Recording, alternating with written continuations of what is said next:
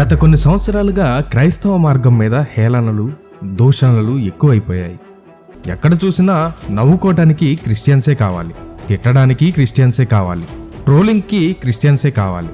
చిన్న పెద్ద తేడా లేకుండా ప్రతి వాళ్ళు ఎవరో కొంతమంది పాస్టర్లు చేస్తున్న అబద్ధ సేవను పట్టుకొని, అలాగే వాక్యాన్ని విరివిగా బోధిస్తున్న సేవకులను, వారి కుటుంబాలను, చివరకు ఇంటిలోని స్త్రీలను కూడా కనీస మర్యాదలు పాటించకుండా నోటికొచ్చినట్లు మాట్లాడుతూ పేట్రేగిపోతున్నారు కొందరు. హల్లెలూయా బ్యాచ్ అని ఎగతాళి చేసే రోజుల నుండి నేడు డైరెక్ట్గా మనుషుల పేర్లతోనే దాడి చేస్తున్న రోజులు చూస్తున్నాం. ఏదో కొంతమంది పొట్టకూటి కోసం బైబిల్ పట్టుకొని దేవుని నామాన్ని అవమానపరుస్తూ, కడుపు నిండాక రక్తపు కూడుకు అలవాటు పడిన తోడేళ్లు ఉన్నాయి, లేవని నేను అనట్లేదు. వీరే దేవుని నామాన్ని అన్యజనుల మధ్య అవమానపరుస్తున్నారు. నోటికొచ్చినట్లు ఇతరులు మాట్లాడడానికి అవకాశం ఇస్తున్నారు.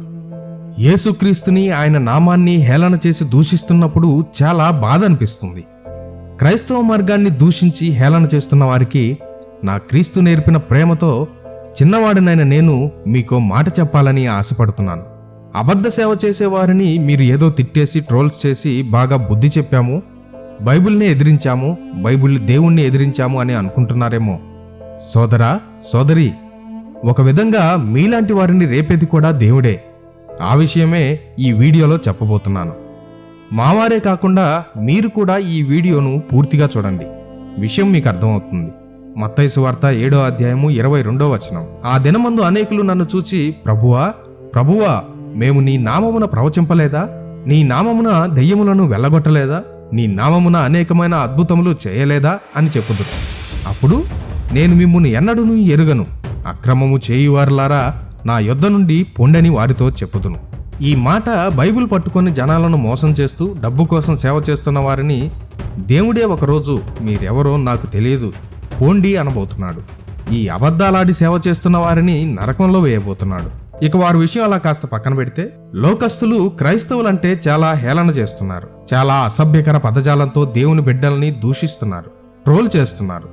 మీమ్స్తో బాగా నవ్వులాటైపోయింది అందరికీ. అసలెందుకు? ఎన్నడూ లేని విధంగా క్రైస్తవ మార్గం ఏదో ఒక రూపంలో విమర్శింపబడుతూ వస్తుంది. అంత వ్యతిరేకత ఎందుకు? దేవుని నామం పేరిట జీవిస్తున్న వారికి ఇలా జరుగుతుందని యేసుక్రీస్తు తన మొదటి రాకడలోనే చెప్పారు. ముఖ్యంగా ఆయన మరలా తిరిగి వచ్చే సమయంలో తన ప్రజలు హింసలు ఎదుర్కొంటారని మత్తయి సువార్త 24వ అధ్యాయం చెప్తుంది. మనం క్రైస్తవుల మీద జరుగుతున్న హేళన, దాడులు చూసి వీటికి కారణం ఎవరు?